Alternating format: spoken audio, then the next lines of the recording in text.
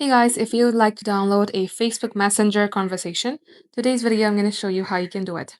First thing first, head over to your Facebook Messenger app and get logged into your account. Select the three bar icon, select Settings. Once done, scroll below and select this See More in Accounts Center.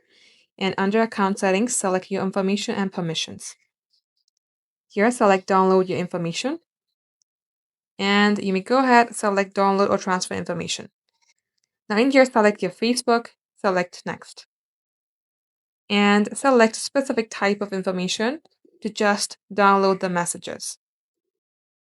Here you will see various things, but only check this messages.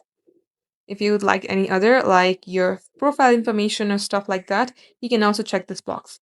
If not, just check messages, select next. And if you would like to transfer this information, go ahead do so by clicking on this here. In my case, I would like to download my information to this device. And once it is so, you will see the format is HTML, media quality is medium. You can also go ahead and change it. Once done, select Create Files. And the date range is last year. You can also change it if you would like.